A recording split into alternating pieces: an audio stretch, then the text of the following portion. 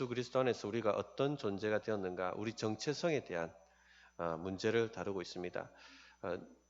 내가 예수님 안에서 누구인가를 아는 것이 너무나 중요하다 하는 말씀을 제가 자주 드립니다. 우리 신앙생활의 성패가 여기에 달려 있고, 또 우리 사명의 성패도 여기에 달려 있고, 또 우리 인생 이 가나안 약속의 땅을 정복하는 인생 승리의 성패도 여기에 달려 있다 보시면 되겠습니다. 그렇게 말해도 과언이 아닙니다. 출애굽기 1세대가 가네스 바네아에서 약속의 땅을 정복하러 들어갈 때 12명의 정탐꾼을 보내지 않습니까? 그런데 돌아왔던 그 12명 중에서 10명의 정탐꾼이 그리스도 안에서 하나님의 정복자로 우리가 부름을 받았다, 그런 존재가 되었다 하는 자기 정체성에 걸맞지 않은 말을 쏟아냅니다. 그 땅에는 큰 아낙 작손들이 질비했고 또 강력한 요새가 있고 병거까지 있더라. 그들 보기에 우리는 메뚜기와 같다, 우리는 그들의 밥이라, 들어가면 우리는 죽는다, 그런 말을 쏟아냈죠. 예수님 안에서 내가 어떤 존재가 되었는가를 믿지 않았고 그 정체성과는 반대되는 말을 막 쏟아낸 것입니다. 결국 그들은 어떻게 됩니까?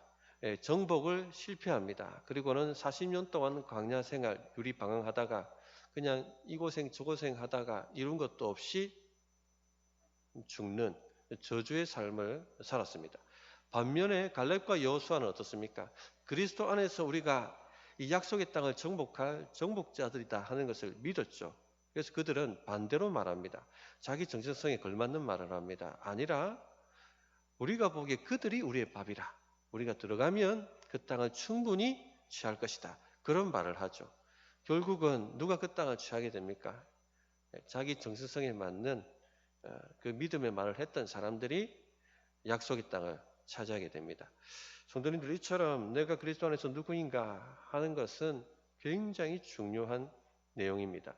지난주는 그리스도 밖에서 우리의 모습이 어땠는가 하는 것을 다루었습니다. 허물과 죄로 죽어 있었습니다. 하나님께 반응하지 않는 사람들이었고 하나님 예배하지 않는 사람들이었습니다. 세상 풍조를 따랐고 세상을 사랑했으며 또 공중 권세 잡은 자 마귀를 따랐던 사람들이었습니다. 소망이 없었고 또 하나님도 없던 사람들이었습니다. 그러나 이제 그리스도 안에서 완전히 새로운 존재가 되었습니다. 우리 성도님들은 어떻습니까? 여전히 예전에 나의 모습을 믿고 있습니까? 아니면 그리스도 안에서 완전히 변화된 새롭게 창조된 나의 모습을 믿고 있습니까? 오늘 그리스도 안에서 우리가 어떤 존재가 되었는지 하는 것을 설교하려고 합니다. 잘 새겨 들으시고 우리 삶에 적용하셔서 승리하는 삶을 살아가실 수 있기를 바랍니다. 첫째는 우리를 그리스도와 함께 주님이 살리셨다는 것이죠. 우리는 예수님 안에서 산 자가 되었습니다. 4절부터 5절을 보십시오. 긍휼이 풍성하신 하나님이 우리를 사랑하신 그 큰 사랑을 인하여 허물로 죽은 우리를 그리스도와 함께 살리셨고 우리는 살리심을 받은 사람들, 산 자가 되었습니다. 전에는 세상 풍조를 따르고 마귀의 종로를 타고 세상 사랑하고 허물과 죄로 죽어 있고 늘 생각하는 것이 죄였고 하나님께 반응하지 않았던 그런 사람이었죠. 그러나 우리 하나님께서 우리를 사랑하셨습니다. 어떤 사랑으로요? 그 큰 사랑으로 독생자 예수 그리스도를 십자가에 내어 주실 만큼 그 사랑하신 그 사랑 때문에 우리를 살려주셨다는 겁니다. 살아나게 하셨습니다.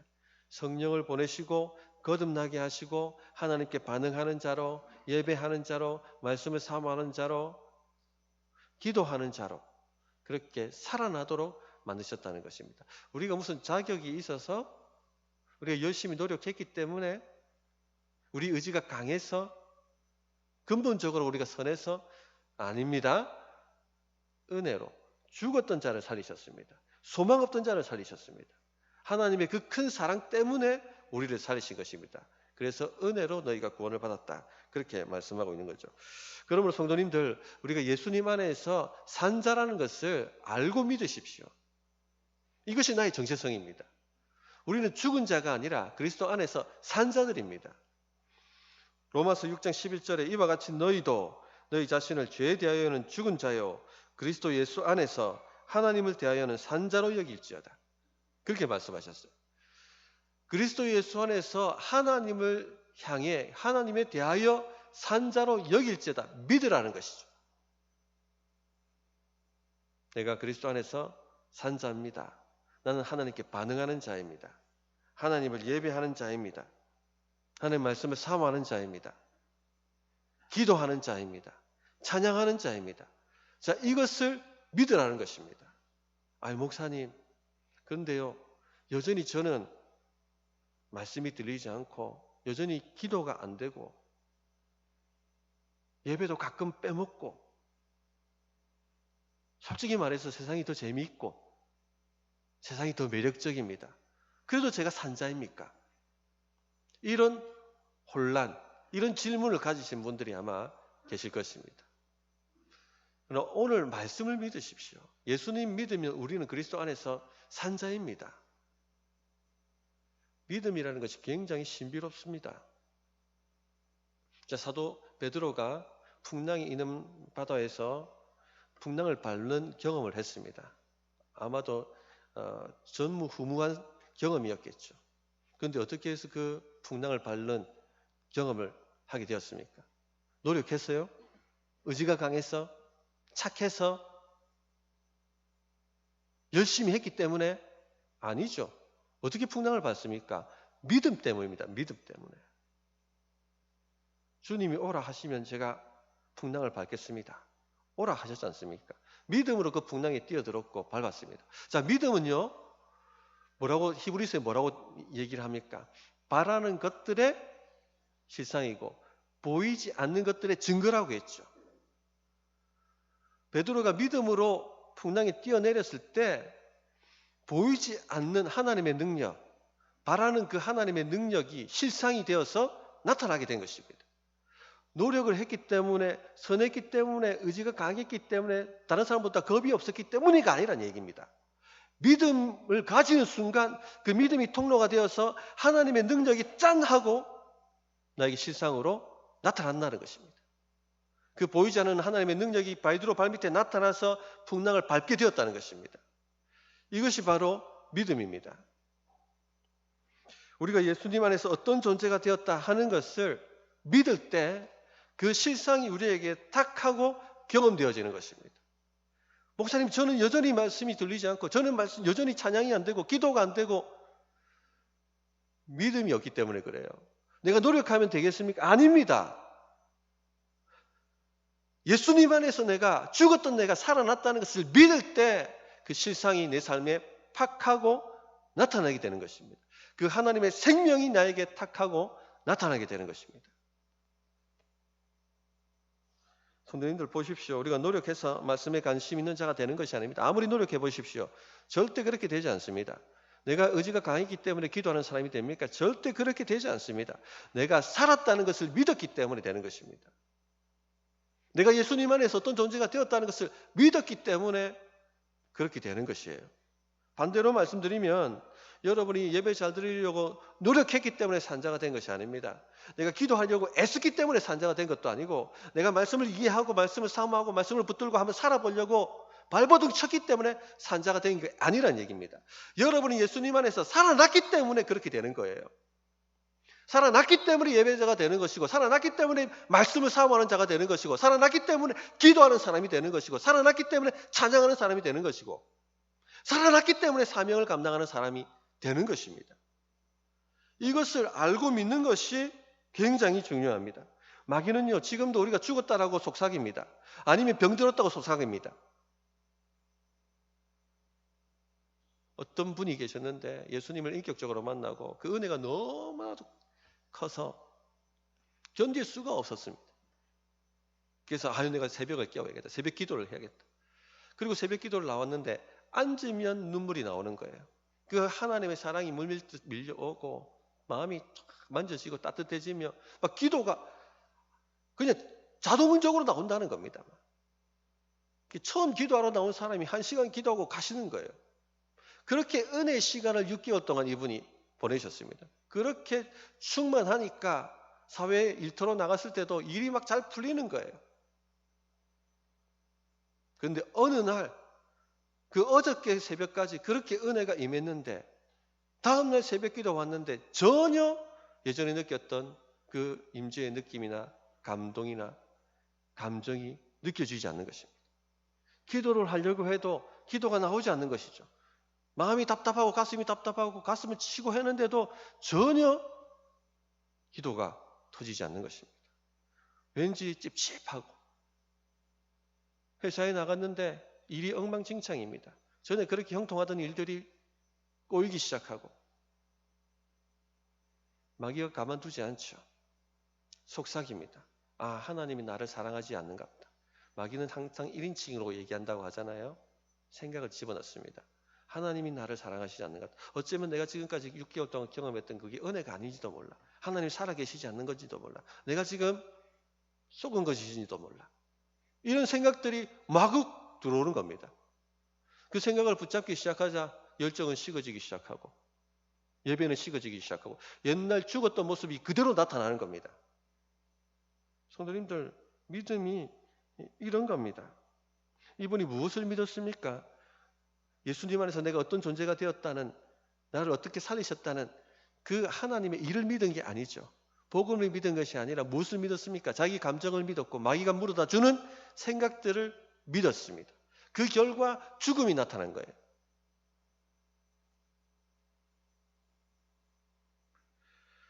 어떤 분은 자신을 삼류신자라고 생각하고 살아가시는 분들이 있습니다. 예배도 삼류로 드리고 기도도 삼류로 하고 말씀도 삼류로 보고, 아, 목사님 저는 삼류입니다. 그렇게 믿으니까 삼류 생활하는 겁니다. 그렇게 믿으니까 40년 광야에서 유리방황하고 겨우겨우 살다가 그냥 사라지는, 사명도 한 번 감당해보지 못하는 그런 존재로 끝났던 출애굽 1세대처럼 그렇게 사는 거예요. 내가 그렇게 믿으니까.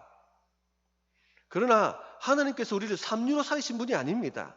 이건 병들었다는 것이죠. 하나님께서 우리를 반쯤 살리신 게 아니에요. 예수의 피는 우리를 완전히 살리셨습니다. 믿어야 된다는 겁니다. 이 사실을. 어떤 분들은 신앙생활 좀 더 열심히 하면 되지 않겠습니까, 목사님? 그런 말씀을 합니다. 신앙생활은 열심히 해야 되겠죠. 그러나 열심히 한다고 될 일이 아닙니다. 믿어야 될 일입니다. 믿어야 됩니다. 열심히 한다고 개선되어지는 게 아닙니다. 내가 힘을 낸다고, 내가 의지를 부린다고 되는 것이 아니라 주님께서 나를 살리셨다는 걸 믿을 때, 그것이 진정으로 믿어질 때 하나님의 그 실상이 경험되는 것입니다. 눈이 열리고 귀가 열리고 말씀이 들리기 시작하고 예배가 사모되어지고 하나님의 예배 가운데 만나게 되고 말씀이 붙들리기 시작하고 성령으로 충만해지기 시작하는, 그렇게 된다는 것입니다. 그러므로 성도님들, 내가 그리스도 안에서 산자다 하는 것을 믿으십시오.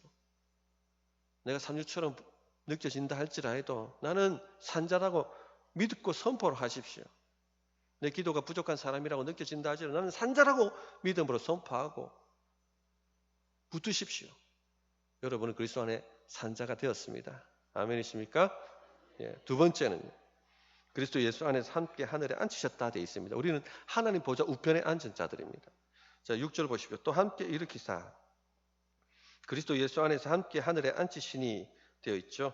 그리스도와 함께 살리셨고 함께 일으키셨고 함께 주와 함께 하나님 보좌 우편에 앉았다. 그렇게 되어 있습니다. 그리스도와 함께라는 표현은 뭐라고 했습니까? 그리스도와 연합되었다라는 말이죠. 우리는 분리되지 않습니다. 주님께서 뭐라고 말씀하셨습니까? 너희가 나를 믿으면 내가 너희 안에, 너희가 내 안에, 나는 포도나무여 너희는 가지라, 너희가 열매를 많이 맺으리라. 그렇게 말씀하셨죠. 분리가 안 됩니다. 성령으로 완전히 주와 함께 연합이 되어버렸습니다. 그래서 주의 죽으심이 우리의 것이 되고 주의 살아나심이 우리의 것이 되고 주님이 보좌 우편에 앉으신 것이 우리의 것이 되는 것이, 그것이 바로 오늘 말씀이 말씀하고 있는 내용입니다. 특히 근데 오늘 가장 놀라운 말씀이죠. 6절 말씀이 우리가 그리스도와 함께 하늘 우편에 앉아 있다는 것입니다. 하늘 우편이 어디입니까? 만물을 통치하는 만물 통치의 자리입니다. 하나님을 대리하여 만물을 통치하는 왕의 자리입니다. 만왕의 왕이신 주께서 하나님 우편에 앉으셨는데 우리도 그 통치에 참여한다는 것입니다. 우리의 영적 현주소가 어디냐고 물으신다면 하나님 보좌 우편이에요. 이것을 믿으라는 것입니다. 와, 이거 너무나도 영광스러운 말씀이죠. 이처럼 신자의 영광을 표현한 말씀이 있습니까? 이처럼 신자의 권세를 표현한 말씀이 있겠습니까? 근데 너무나도 영광스러우니까 잘 믿어지지가 않는 거죠. 근데 이 모든 일은요, 영적 차원에서 일어났습니다.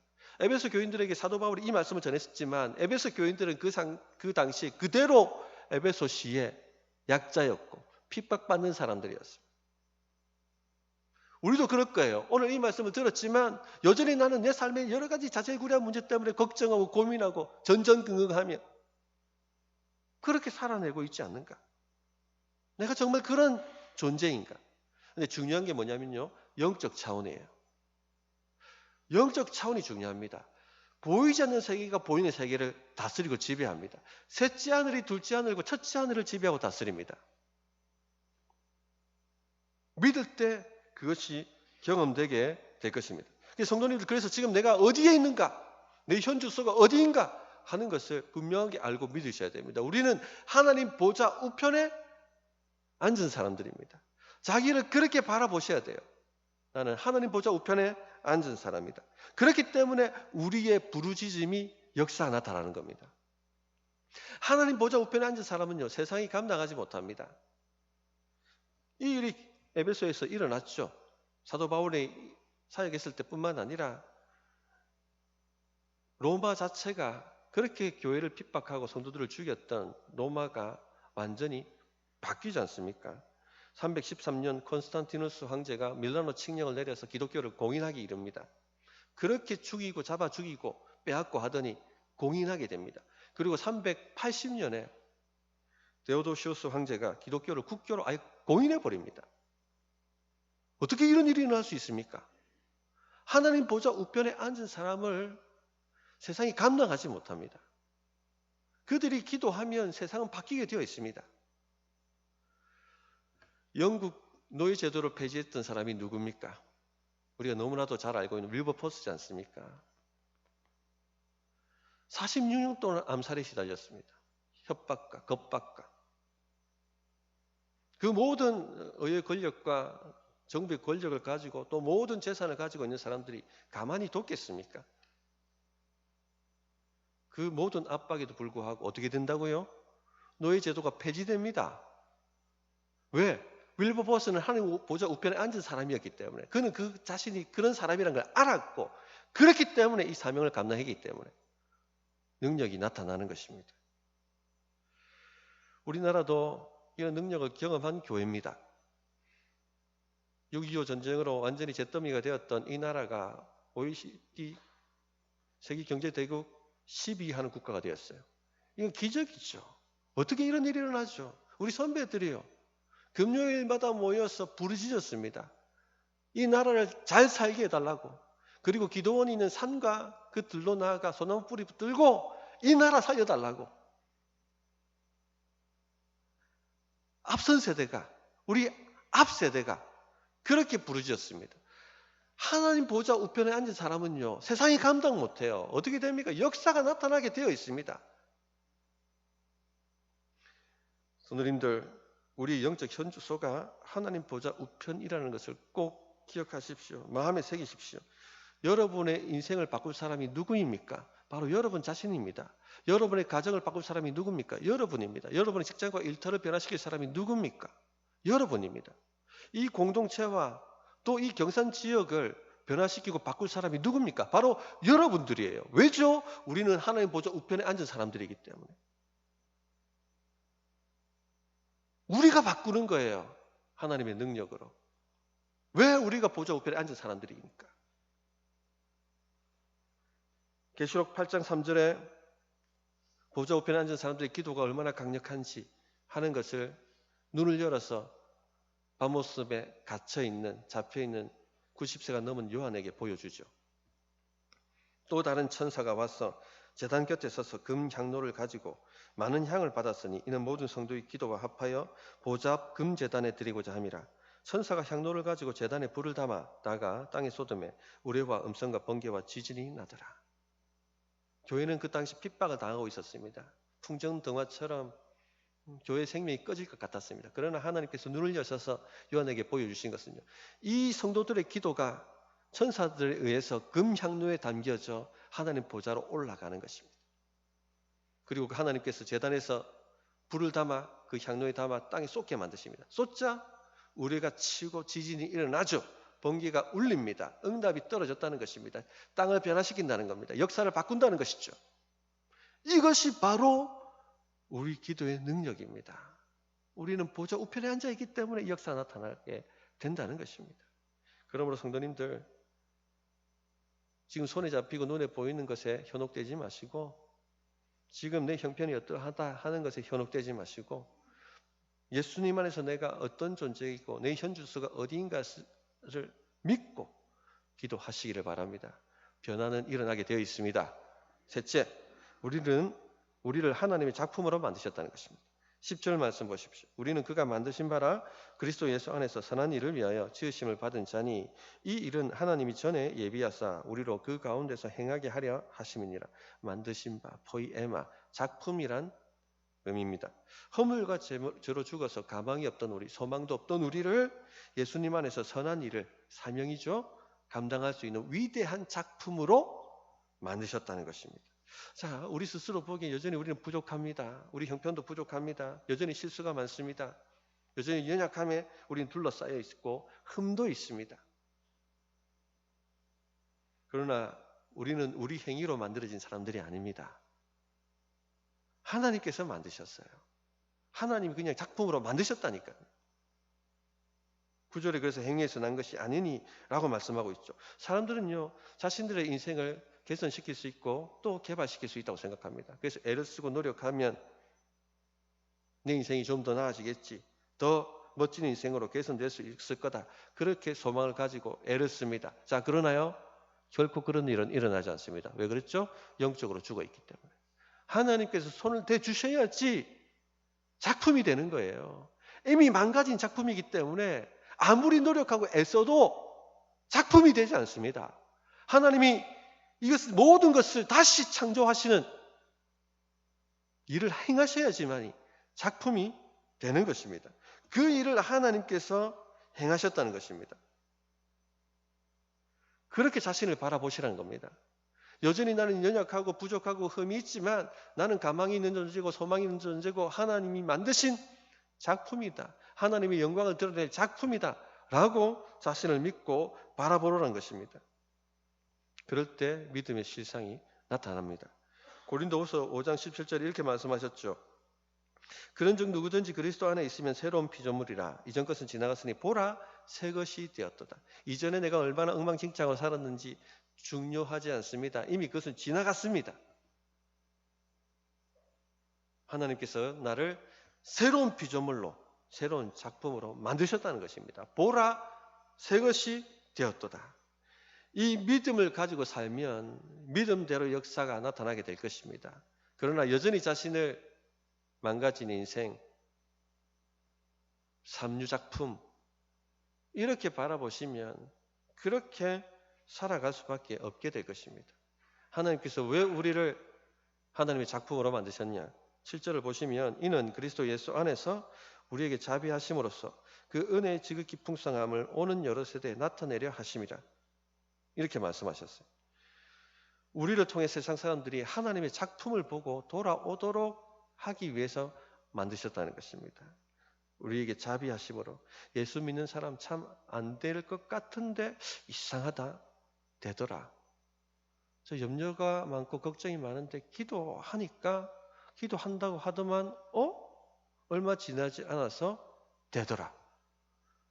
저 가정이 참 문제가 많았는데 예수 믿는다고 하더만, 교회 나간다고 하더만 변화가 되었더라. 하나님의 작품입니다.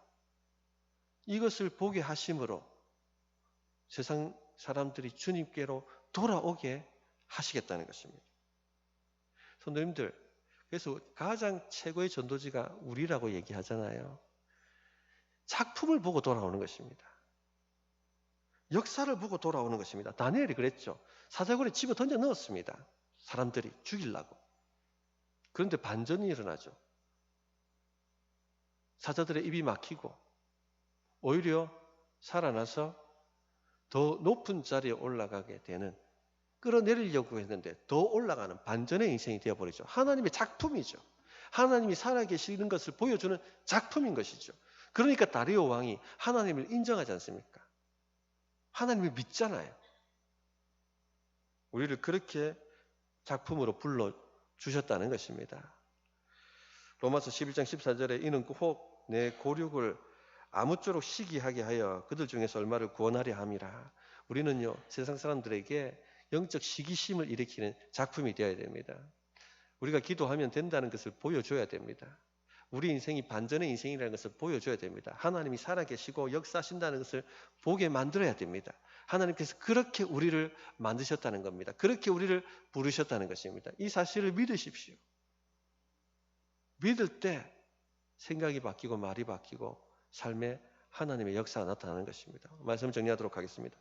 그리스도 안에서 내가 누구인가, 어떤 존재가 되었는가 하는 것을 아는 건 너무너무너무 중요합니다. 어떤 책에서 읽은 예화입니다.